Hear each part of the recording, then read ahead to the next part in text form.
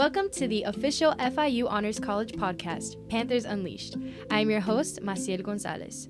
Join us as we dive into the stories, passions, and discoveries of our boldest students, faculty, and alumni. Let's dive into today's episode. Hi, Panthers. Welcome back to Panthers Unleashed. Hello. Today, I'm super thrilled to have a very exciting guest, Professor James Sutton. How are you today? I'm good, Maci. How are you? Good, doing That's great. I'm super excited. As you can see, our room has changed a lot. It's very Shakespeare, very UK. We have our biscuits here, which we will be maybe indulging it while we, talk today, but super excited to talk to Professor Sutton. And if you don't know who Professor Sutton is, well, come on. He's everywhere and everyone loves him. But if you don't know him, I'm going to give a brief introduction. So Professor Sutton has been a key figure at FIU since 1994. With a Ph.D. in Renaissance Studies from Yale University, he spent his career exploring Shakespeare, English Renaissance drama, and early modern European culture, while also delving into architecture, design, and political theory. He led the English department as chair for 8 years, during which he helped bring Shakespeare's first folio to FIU for a major public exhibit. He's taught abroad in Slovenia, co-edited Exile in Global Literature and Culture, and continues to publish scholarship on literature, performance, and education. But for the Honors College, Professor Sutton is more than an academic. He's a mentor and an innovator. He's a foundational part in our community. He joined the FIU Honors College in 2017, a personal goal of his, and has been teaching IDH 1001 and 1002 in the now famous Gertzman Abu Qadir Sutton Pod ever since. He also founded and directs the Honors College UK Study Abroad program, giving students the chance to experience literature in the places where they were born. Today, we'll explore his journey, his passions, and what it means to be part of the Honors College community. With that being said, Thank you, Maci. Thank you for coming sweet. here. Oh, you're welcome. I did my homework, guys. I did my research. But thank you so much for being here You're today, welcome. taking Happy the to time be out here. of your busy schedule. But now let's get to it. So let's start off with your journey. So what exactly brought you to FIU, and what has kept you on our campus for all of these years? You. Now, I don't know Maci very well at all. That's going to sound like a strange answer. But when I say you, Maci, what I mean is FIU students. FIU looked really different when I came the first time back in 1994. It was a much smaller campus. But I remember that very first visit when I came for my job interview, sitting in on a classroom and being so impressed with FIU students, how talkative, how bright, curious you were. You might say, well, weren't your students at Yale, weren't the undergrads at Yale the same? And I'd say, yeah, but they didn't want to talk. They liked to just listen, and they weren't nearly as interactive. So long story short, for 30 years, the thing that's just kept me in love with being an FIU faculty member is the kinds of students we have in our classrooms, both in the English department, in my Shakespeare classes, and Renaissance Lit, Approaches to Lit, but also in my Honors College classes, which I'm sure we'll talk more about. No, definitely. And now, as we've mentioned, you've been here at the Honors College since 2017. What inspired you to join the Honors College faculty, and what has been your experience being part of the Honors College faculty? Sure, happy to answer that. So I was always interested in the Honors College, for the first 20-some years that I was here. But for a variety of circumstances, it just didn't work out. I was busy doing English department kinds of things. The English department has always been in the fourth floor. The Honors College has always been somewhere in DM. Yeah. So I've always been in proximity, what are they doing? Looking, Yes. Hey guys. And for a number of years, I was thinking about this just this afternoon before we started.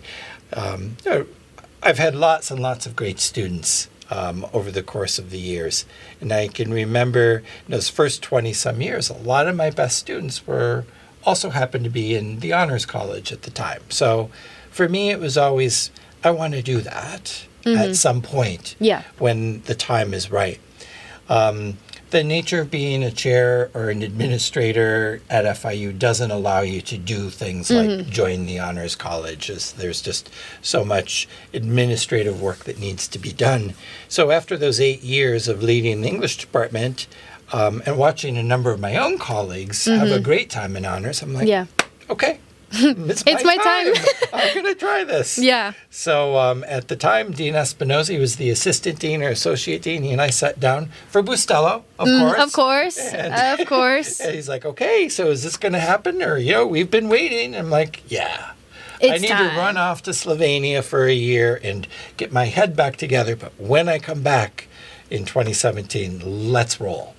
And so, like you said in your intro, for the last, 8 years, I've been doing work in the Honors College, teaching. I'm sure we'll talk about the study abroad program and loving every moment of it.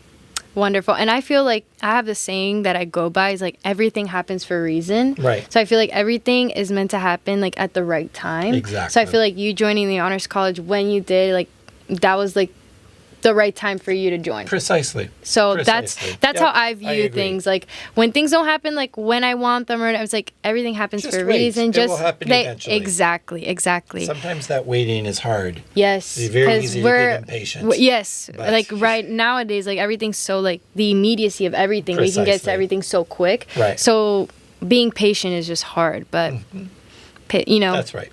So now continuing, right, with you teach IDH 1001 and 1002. Yes. So many students know you as part of the Gertzman Abukadir Sutton pod. What makes the pod so special, and what do you hope students take away from your classes? Great question. I'm really happy to talk about that. I think part of this is that Professor Abukadir and Professor Gertzman and I really get along quite well. We like each other's company, we trust each other, and we're very different. So we have a physicist, Professor Gertzman, a young, or actually now mid-career, highly successful lawyer, Professor Abukadir, whose daytime job is running her law firm, and an English professor. The three of us managed to pull this together, find the space in which we can agree and agree to disagree.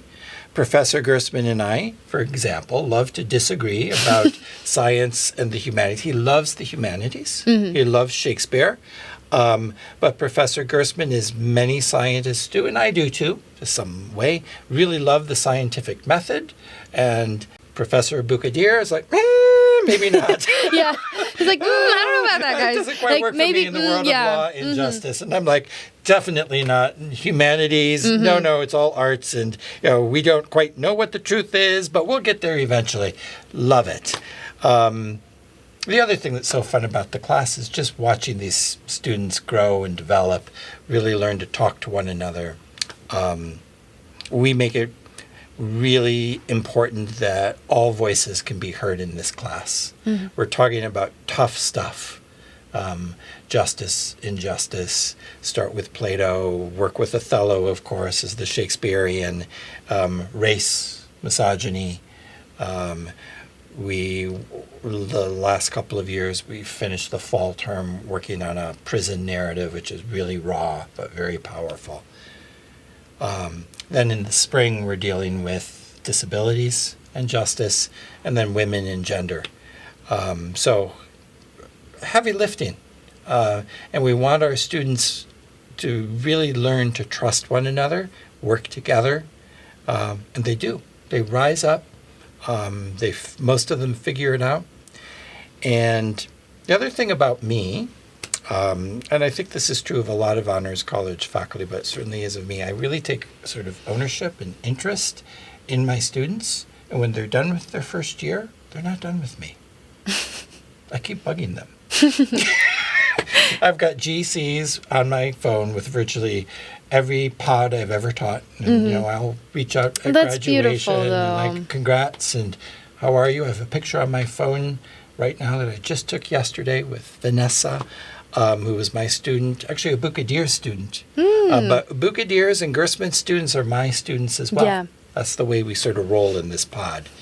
And like I say, it's not for 1 year. It's like, this is your launching pad, and we want to follow you, know what you're doing, even beyond college. I mean, I think as a faculty member, as a mentor, as someone who cares about students, you care about them when they're in your classroom, but then if they, in an appropriate kind of way, and students will figure this out, you can stay in their lives and track them and encourage them and follow them. Yeah. So, and that really has happened a lot in the Honors College. I love that. I feel like that's so beautiful, and that's one of the things that drew me to the Honors College is just that sense of community, and it feels almost like a family. Like every honors class I've taken, I have not had the honor to take a class from Professor Sutton, but soon, hopefully soon. We're working on it. Yeah. But every class that I've taken in the Honors College has felt so like familiar. So like the professors actually care about your well-being, how you're doing, and not even just in the classroom, but like outside the classroom. Absolutely. And that just helps so much academically, just in your life, because like school can get stressful. Oh yeah. And I feel like having that sense of support in the class, like it changes the game. I couldn't like agree completely. with you more. So having professors like you and the Honors College, like we're so grateful. thank Like you. we appreciate Thank that. you. Like even if we don't say it and come up to you, because some people are scared to talk to their professors. Like we do. Don't be. Come I and know. talk to us. We all say think, it. We like, mean it. We really, we've already gone over that in other episodes where we're like talk to Come see people, us. come to your professors. Like it's definitely worth it. But now, continuing with the Honors College, right? So what do you find different from teaching Honors College classes to traditional courses? And how does it challenge or inspire you as a professor? That's a great question. What I would not claim is that I don't have bright students in my English classes. I always do. Really smart, really wonderful students who engage with the material I'm teaching that we're discussing. So it's not a distinction between ability, curiosity. For me, the really huge difference between an honors college course and a class that's in my discipline or in someone else's discipline is that I'm expected and I want to present a variety of ways of thinking about the problem or the course, like I was describing in IDH 1001, where we're tracing justice, but we're tracing it from humanities, from science, from the law, from business, from as many different perspectives as we can. Yeah. That wouldn't happen in an English class, Yeah. where in terms of my discipline, I'm going to stick to literature, rhetoric, persuasion, language, all of which I care very deeply about, but it's going to remain focused. Yeah, it's more narrow Right. as opposed to like the IDH class, Precisely. which is more. Yeah. And the other great thing is that and I'm sure you've experienced this, you get this range of interests from the students, right? Both in my freshman year class, my first year class, and the UK class. I have students from business, nursing, pre-med, pre-law, arts, a few of them, fewer and fewer all the time, but there are, some English majors. And that different area of interest and expertise is really exciting and really challenging to me as a faculty member, and I relish it. How can I and how can we bring ourselves to bear on the topic at hand in an interdisciplinary and collaborative manner? So I find the Honors College classroom an ideal opportunity to do that interdisciplinary work that's very ground up. Very sort of, okay, students, here are the questions. What do you bring?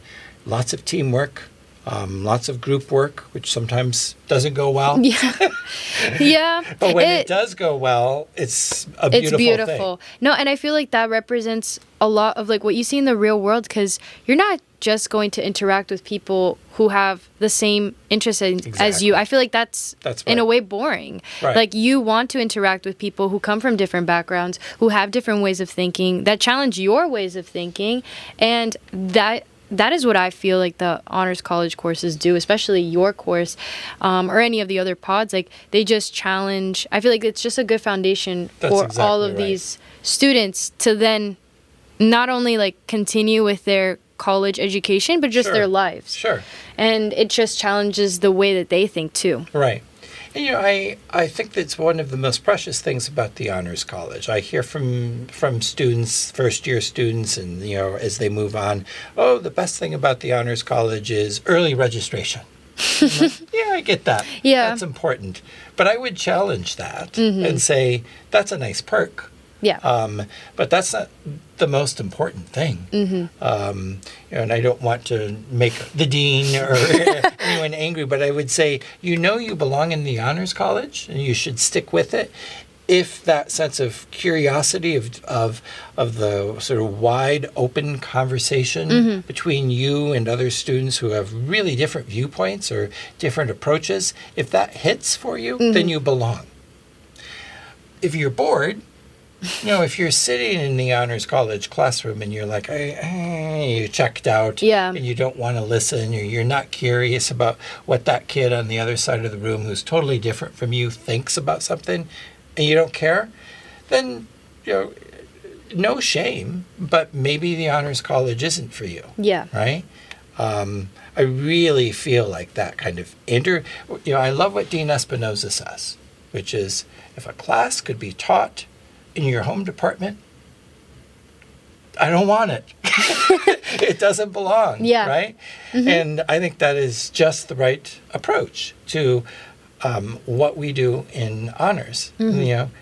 Not that I'm policing or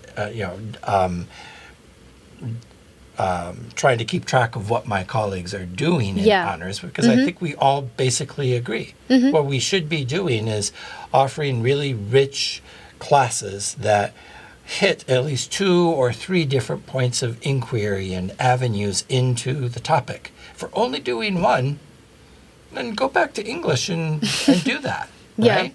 And there's nothing wrong with that, right? I love my home discipline. It is where I'm from. I'll never step away from that entirely. My chair won't let me, for one, but I wouldn't want to either. But the Honors College really does give that opportunity for me to be interdisciplinary in my approach. My degree at Yale was an interdisciplinary degree. My area of expertise was literature, but I took history and art history and a music class, even though I don't read music, and a range of classes on and other literatures in the early modern period. Yeah. Right? So I loved that. And the Honors College gives me the natural opportunity to continue in the classroom to keep doing that work. And I think that's wonderful. And I mean, what the Honors College really is about. So now, as you've mentioned, your deep passion for Shakespeare and Renaissance literature, how do you bring that world into your teaching in the Honors College? That's a great question. So let me talk about Othello. Okay. Go ahead. Let me first preface with, although many of you listening will probably think, oh God, Shakespeare again. No, guys, stay here, please. If you've ever been in the classroom with me, I will admit that that's a honest reaction. But what I try very hard to do is, both in my own English department teaching, but certainly in the Honors College, is, all right, let's try again. Because this author or these authors, although they're 400 years old and their plays are in a language that may seem difficult, they still speak to us today. Once you get the language, or you find a way to access the language and the ideas. So my approach, for example, in Othello, or with Othello for my first year students every year, is I find 10 or 15 of them. We find time on the side. I have students from past years who love this project and come back and direct or take ownership of it. They perform, they rehearse, and then they perform a major scene every week in class. That's So we so spend cool. a little bit of time talking about, I'll talk Professor Gersman. I mean, we've got Othello just like parsed out. I open and I close. First act and fifth act. Hello. Professor Gersman takes the third act, chaos and chaos theory. And our lawyer, who is expert in marriage law and family law, takes the second and the fourth act. And so we break down this really beautiful, really troubling, problematic play. And as I always say to students, when we start Othello, first-year students, they've only been in the university for 6 weeks. And I look at them and say, can you tell me, straight up, that we've figured out misogyny and race? Have we got those problems solved? And I'm like, okay, so let's read this play. Because this is a play about misogyny, about men saying and doing horrible things to women, taking possession of them and their bodies and smothering them. It's a love play gone wrong. It's really just it's one of my favorite Shakespearean tragedies because it's so real and because it's marked by race and racism. Yeah. So my approach to Shakespeare in the Honors College is let's go. Let's read it. 15 of you are going to figure this out. And You're I going think to act it yourselves. I think it's so interesting your approach, because I feel like a lot of people they hear about Shakespeare, like they're like, just take a gander, and they're like, oh, too difficult, like I no, or they're like, that was like a long time ago, it has nothing to do today. But I think you bring up a really good point that those issues, like they are still relevant today. Those works, like those literary works, are still relevant to all of our issues today. So still talking about them, bringing them up, and to these students to like open their minds to these things. I think it's a beautiful way to do it. We don't leave this guy up on his pedestal. We take him down, and we deal not with him, but with the words, the language, the ideas. And I'll say to my students in a Shakespeare class and in the Honors College, I'm not here to make you like him. I'm not even here to make you like the play. I don't care if you like or dislike this play.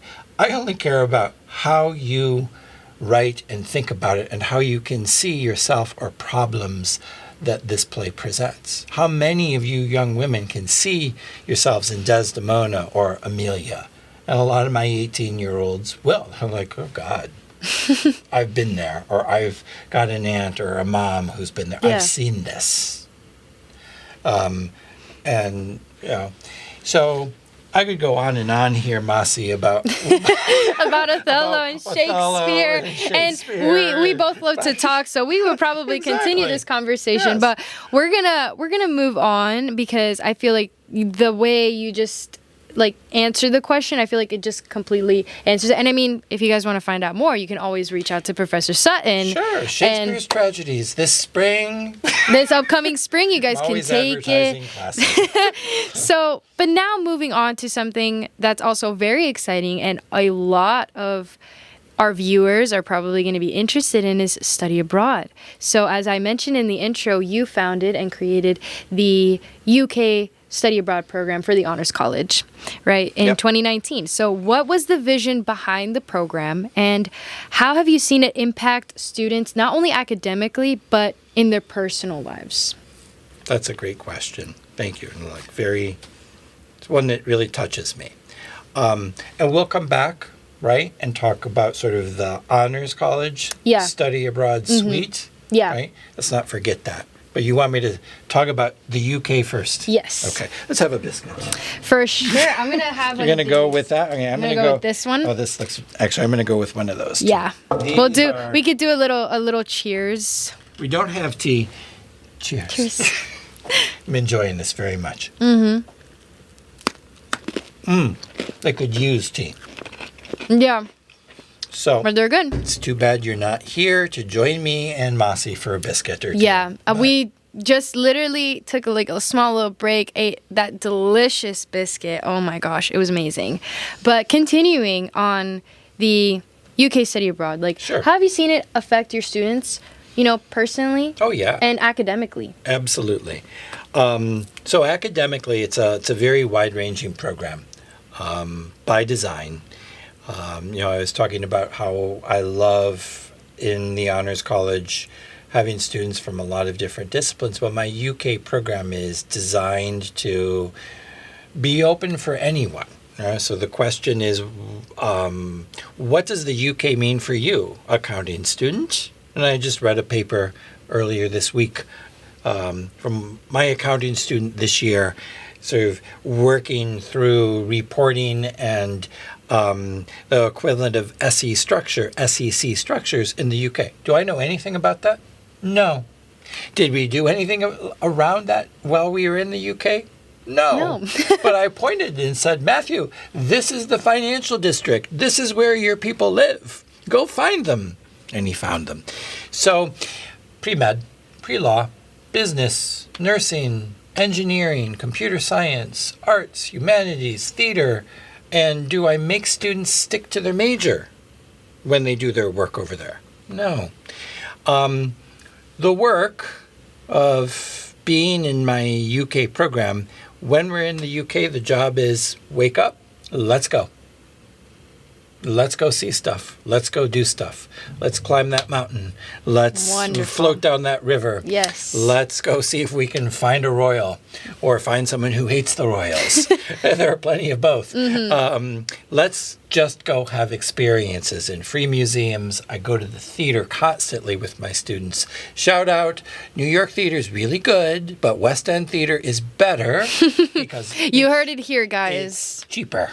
All right. So this year, we went to 6 shows in London, a show in Manchester, a Bollywood musical that was premiering in Manchester, performance in Belfast of much of the importance of being earnest, and then I love that play. hilarious, I great love that play. It's production. so good. And we sat right in the front row for that play. My gosh. It was terrific. I'm like living vicariously through So you right now. if you like theater, if you like biscuits, not necessarily food. If you're a foodie, go to Italy or Japan. No, but just But for the culture for too. the culture, right. So when I joined the Honors College, there was not a UK program. Professor Bailey at the time, who's, I think, known widely and beloved in the college and still does his Miami-based classes. Yes. He was at the time doing a Spain, an Italy, and a France program. He basically would Wow. like decamp to Western Europe and do each one in a month in a row. I'm like, Whoa. But there was no UK program. So the dean said, you're probably the guy to do this. You know something about Shakespeare. You've been to the UK a few It's like, times. figure something kinda out. know. You So I'm can- like, all right. So I did. And the way I built the program, Mossy, and this is the way I've ran it every year, is it's the first 2 weeks we're in London. We're doing those London things, running around. Students have a lot of freedom, a lot of independence, especially at night, to go to clubs or whatever. I don't, but they do. My deal is as long as I see you in the morning and you're ready to go, we're good. We're good. Yep. So the first 2 weeks in London, and then the second 2 weeks every year we're away from London. Next year in 2026, we're going to Ireland for a week. We're going Beautiful. from London to a fishing village of 3,000 people called Dingle Oh. on the west coast. Oh my gosh. And Interesting. and then we're going to Galway and then Dublin. Oh So my a whole gosh. week in Guys, Ireland. take notes. And then we're flying from Dublin down to Cornwall, and we'll spend our last week in the southwest part of England, in Cornwall and Devon, eating clotted cream and going to the theater on a seaside mountaintop and just all kinds of cool beautiful. stuff. So the point of while we're in the UK is experience, see things. And then in my program, when my students come back, then they have to spend 3 weeks, 4 weeks thinking and reflecting. They give me a scrapbook full of their pictures and their souvenirs and their journaling. And then they also do an academic project. And that's where things really get interesting. I had tattoos this year. I had that financial accounting. I had a great project on bookstores and transportation and why when both are so good, things pop, which they do all over the UK. It was a great project. I had a project on urbanism and city living from a psychology major.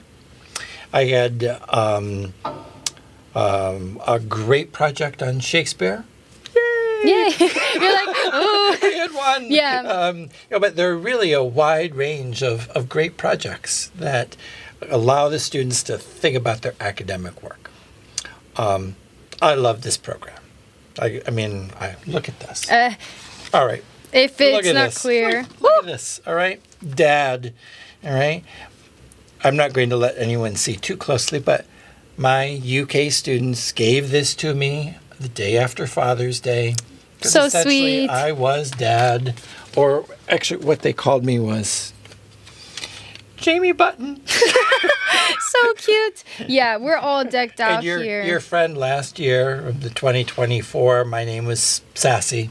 Because I can be quite sassy on this trip. Because, I'm taking care of 22 young people. Yes. And, sometimes I have to get sassy. Like, come on, guys. Let's go. We gotta go. Pick up the pace. Exactly. I can't be the I'm quick 60 one here. years old and I'm faster than all of you. What is wrong with you people? Like, let's go. You didn't travel things to this do. far. Yeah, That's right. yeah. That's right. No, and I think that's beautiful. So there's that bond that they all make, and then that I make with them is just phenomenal.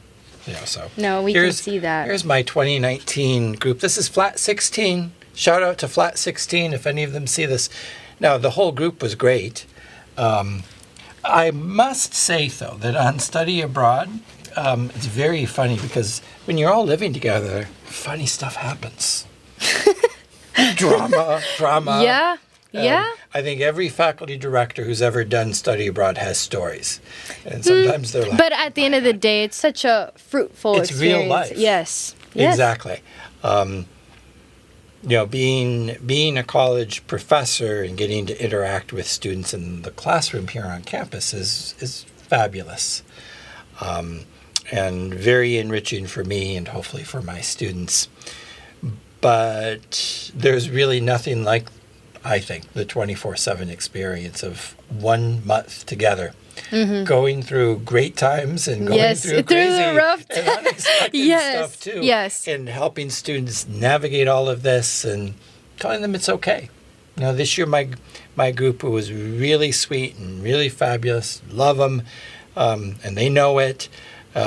Towards the end, there were, we were tired. There was stuff going on. They're like, we're not being nice to each other. And I'm like, you're fine. It's like, it's okay, guys. This is nothing. So you got angry with each other when we were traveling for 8 hours, doing 7 train transfers. It's calm. Yeah, and we're all tired. tired. To get our bags off. Yeah. We're tired. It's hot. It's fine. Imagine traveling with your family. How it's almost the same. How like, it anxious happens. and crabby you get towards each other. Then amp that to 22 students. All feeling the same thing. Oh my gosh. Right. So, but it's fabulous. It's wonderful. I wouldn't trade it in for anything. Beautiful. And a lot of students watching this are gonna, or maybe are alum from hopefully some alums study abroad are out there. Yeah, from the study abroad program. Yes.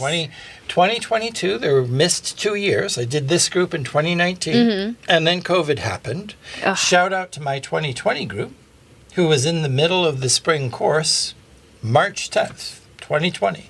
We were all getting psyched. That's so upsetting, though. That's super upsetting. Everything.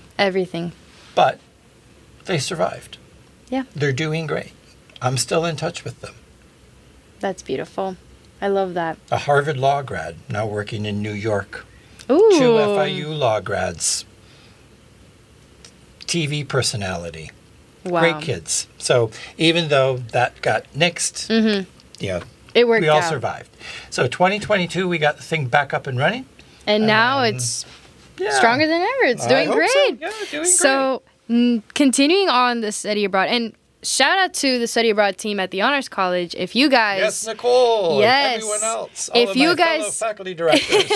if you guys want to find out more about study abroad programs that we have, definitely reach out to the study abroad team. They'll be more than happy to help you with anything, answer any questions. So reach out to them.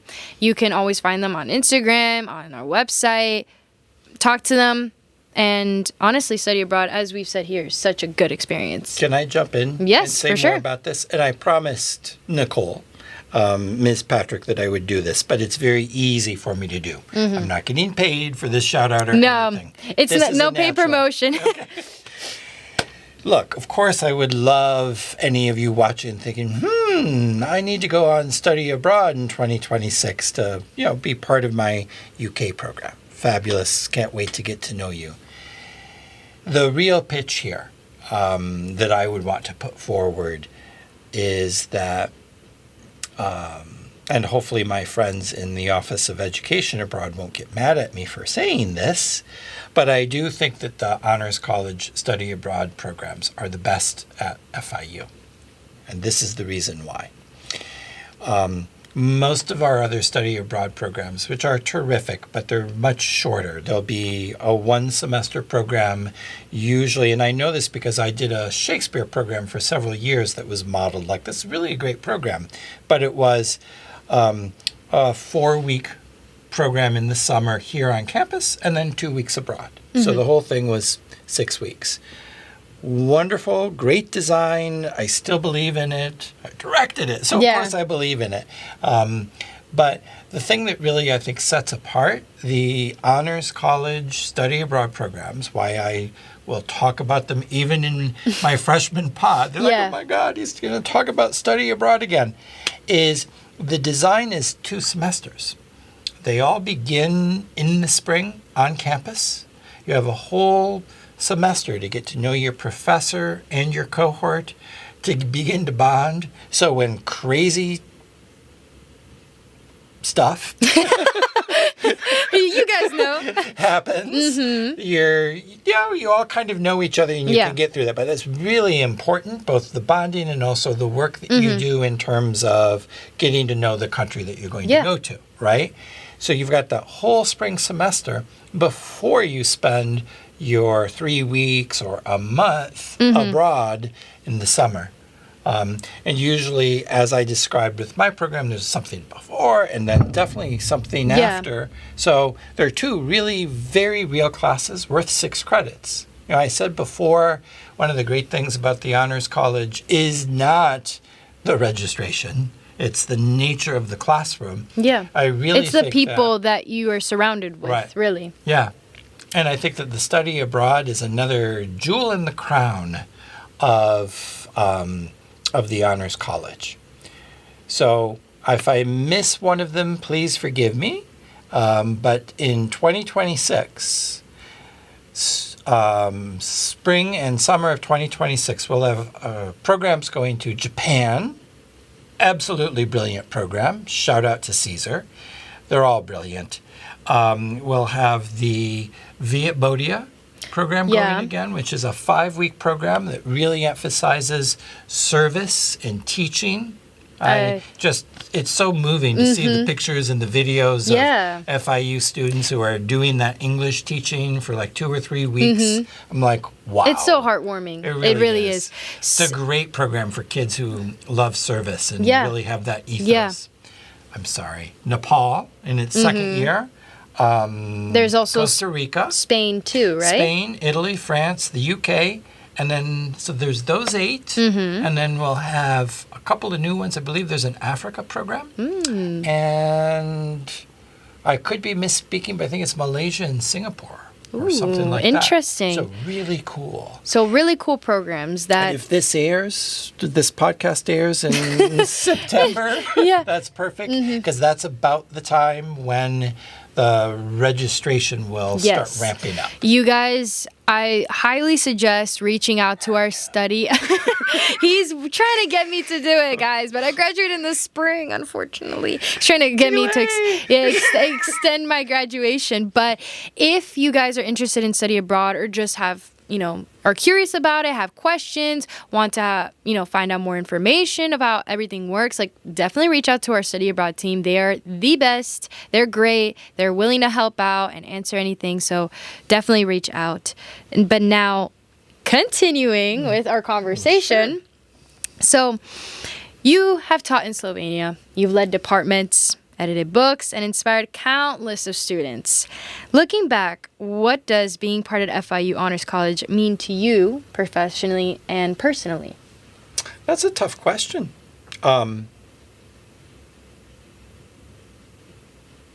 Just like you ask us students tough questions. Nope, I had to ask you some tough questions. I really love the question, Masi.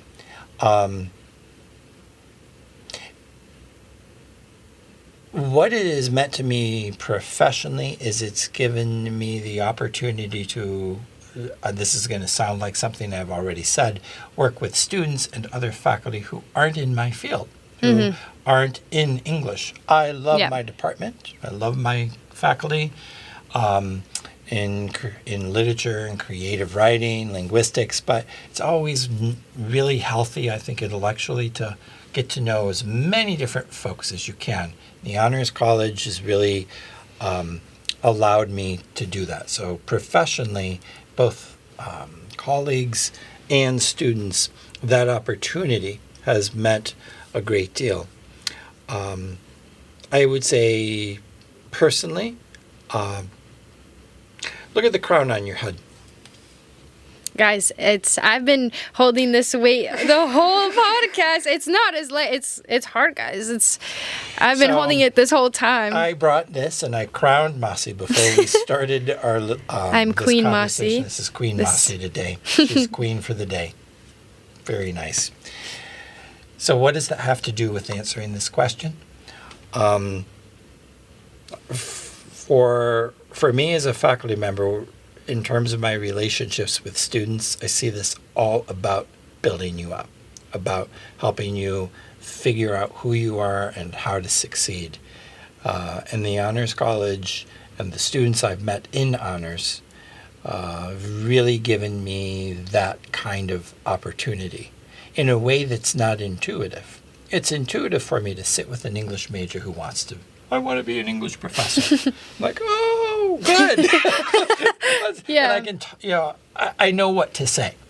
But to be with a young woman and talk with you who wants to go into law school, for example, or pre-med, and think of the things I can do as your instructor or your partner in a podcast to build you up, to make you feel good about who you are and what you're doing while you're here at FIU and in the Honors College.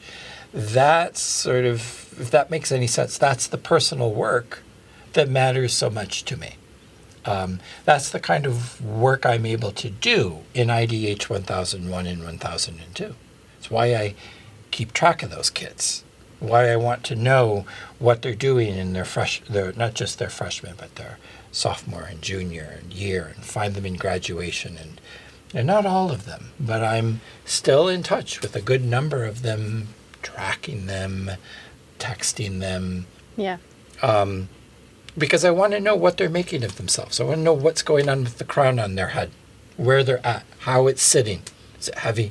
Is it a burden? Are they happy with it? Are they playing with it?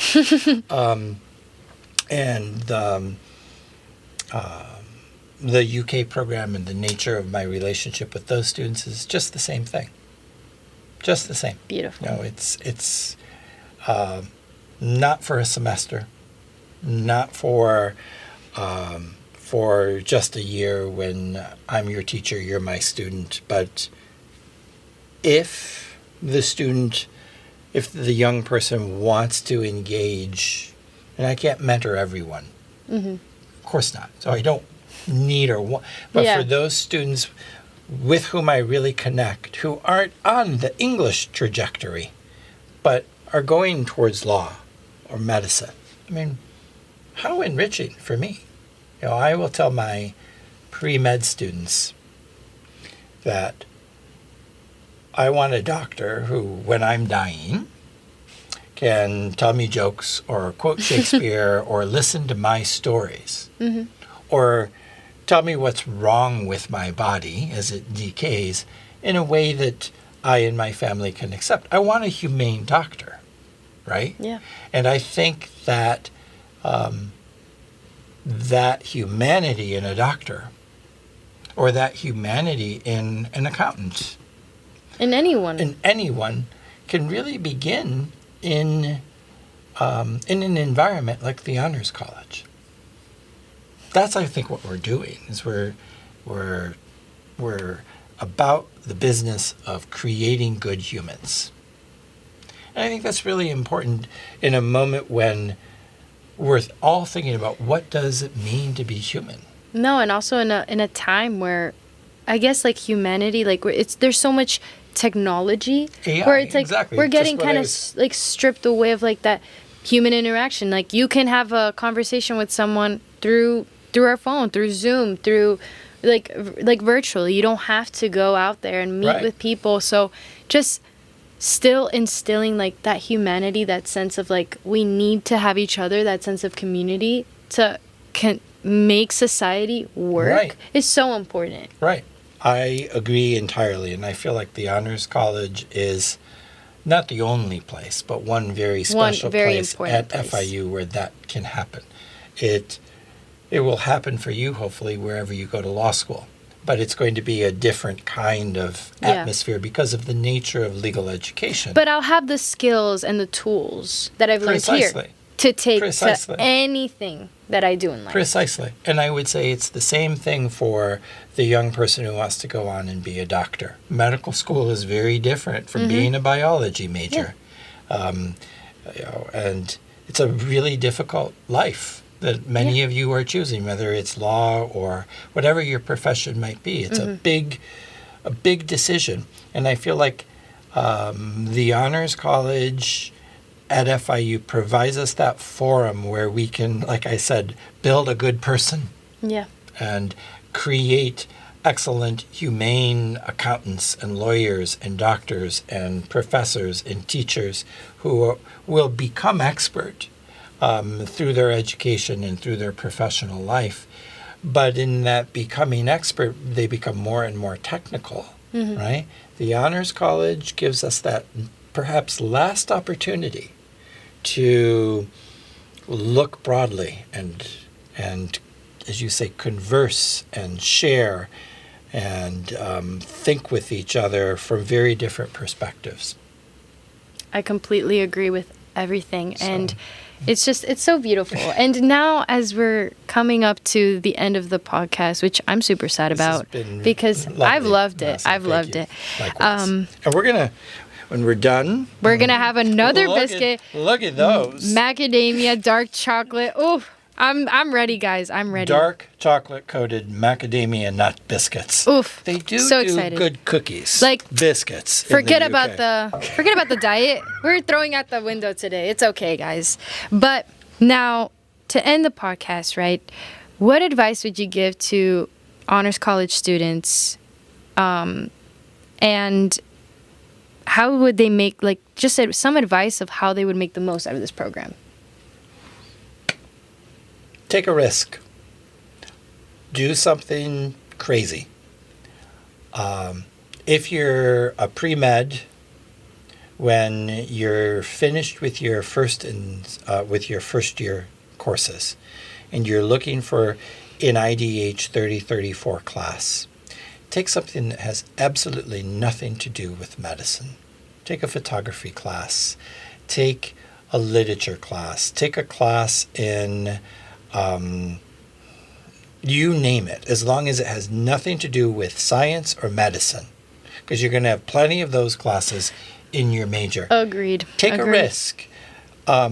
Take a course that is ideologically, fundamentally opposed to who you are.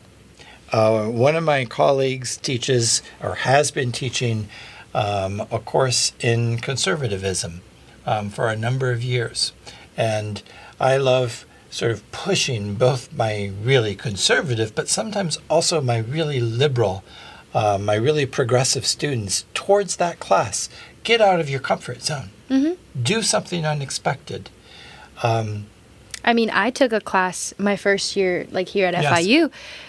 My first IDH class was something I was not expecting. I didn't even know a class like this existed, but it was analyzing or studying ethics in apocalyptic narratives. Fantastic. And I was watching and looking at movies with zombies, movies where the world was ending. A little depressing, but, because you don't feel good after watching that. It makes you question everything. That's right. But these sort of movies and just analyzing how people, react in these sort of situations and, how ethics is, our regular morals and, ethical code is, thrown out the window. Yes. Yes. What we're thinking is just ourselves, surviving. That's right. And it's interesting to see how humans react in that sort of Absolutely. way. But nothing related to law or political science, which is my major. And I loved it. Loved my professor. Loved the whole class. But it was something so That's great. completely different than what I usually have done, because as a political science major, it's the same. Right. Poli-sci, IR, pre-law. Exactly. Pre-law It's certificate, which is all great, you're but- reading, you're reading about different laws and theories and all of that. But sometimes, at least for me, you need a break. Yeah. You need a break from that. That's and right. that was a nice introduction Sure. for me to the Honors College, Yes, and that's getting to fantastic. see different courses and that there's courses like these that exist. Yep. So take a risk and push yourself, right? Do that arch degree. Don't sell yourself short. If you take a class, whether it's a class in your major or a class that's way out in the field as far as not being part of your major, what you just described, and you excel in it and you find it interesting, then ask your professor before you're done, can I go further? Do I really have to stop here with this essay or this final exam? These questions really interest me. I'd like to explore further. Would you do an arch project with me? Take advantage of what the Honors College offers you that is truly different from what that you can't get anywhere else. And that, I think, is arch, research, study abroad. You want to go to Japan, but Japan gets closed out, go to Africa. Yeah. Take that chance. Come to the UK with me. We'll find Japanese food. We'll figure something out. We'll be just, Yeah. take the risk. You miss all the opportunities that you don't This is your take. chance. Yeah. When you walk across that stage at graduation, and Dean Espinoza is there, and some of your faculty, and we're all applauding you, and your parents are there, that is a great moment. And I didn't go to Vanessa's graduation yesterday, but I said to Vanessa, I'm going to come and see you at the end of your graduation. And we're taking a picture because this is a huge moment. But now she's an accountant. Now she's on that track. Use honors to take that moment to travel, to explore, to speak with someone who is completely different from you, to travel with them. Take advantage of it far beyond just priority registration. I'm not against it. And just taking your class. No, but your time here as undergrad doesn't matter if you're still going to do school because you're going to grad school, whatever the case may be. It's not going to be the same. Grad school is not the same as undergrad. You're not going to have all these opportunities or the same type of opportunities. Not at all. So, and time goes by so quick. You don't want to, as you were saying, you don't want to walk across that stage of graduation and say, dang, I wish I would have done this, or I wish I could have done this differently. I personally want to walk across that stage and be like, I did everything I wanted to do. I experienced everything I wanted to experience. So yeah, you don't get the same sort of chances, I think, in grad school or professional school as you do in undergrad. And I think this goes back to the idea of taking a risk, and we were talking about intellectual risks before, but I'm going to go out on a limb a little bit and say that another sort of risk that I think is really precious that can be taken while you're an undergraduate, while you're perhaps in the Honors College, on a study abroad program, are those relationship or friendship risks, where you might find yourself in partnership with someone who's completely different from you. And it could be a very short-term relationship, but really precious. Something that's really going to make an impact on your life. You know, a conservative young woman and a really liberal, progressive young man get together, hang out, talk, whatever, for a month or two. Then maybe it's a drag-out breakup at the end. But what an opportunity to learn and grow at that moment. Or, you know, just all the sorts of experimentation and challenging oneself that can happen in an environment like the Honors College, whether it's in a classroom or study abroad. I see it every year in the UK program. You know, my little friendships, love relationships that develop. It's adorable.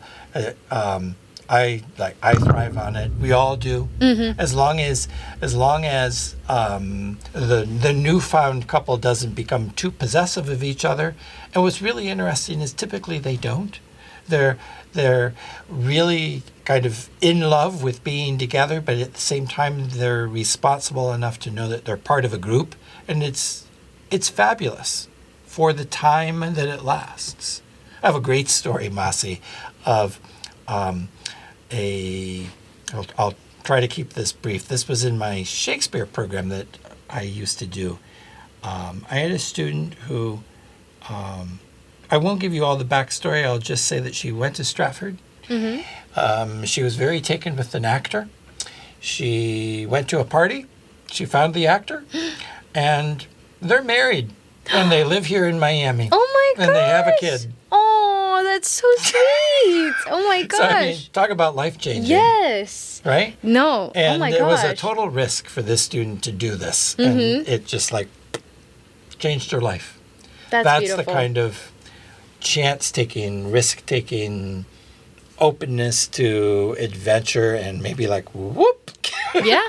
You never know what might happen, and it's okay. No, I mean, we've touched upon this in other episodes. You really miss the opportunities that you don't take.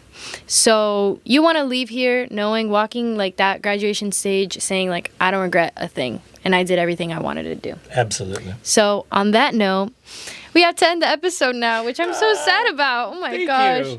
Oh, it was so this much was great. fun. I really appreciated you taking the time. No, thank you for taking You're the time welcome. for being here and sharing your story, your wisdom, and your passion for learning and just being there for us students. I know all the students there watching are giving they're screaming a big hug to you and are cheering you on. But your dedication to the Honors College really has been truly inspiring. Thank you, not Marcy. only to students but to I know our other faculty members. We really do appreciate you. Just wanted to let you know. It means But so much. before we end, we have to shout out all the social media. We have to plug that in. Yes. So make sure, to all our listeners, that you are following the podcast on YouTube and Spotify at FIU Honors Panthers Unleashed. That's where you're going to find all of our episodes. Make sure to turn up that notification bell so you can get notified when episodes just like this one come out and get released. And also make sure to follow our Instagram, which is at FIU Honors. We post all of our events there, new courses, any news, any updates. It's going to be there. You're going to find it. So make sure you follow us there. And I think that's pretty much it. So Pause up. Pause up. I think so. Pause up, Panthers. Great talking with all of you. Thank you, Masi.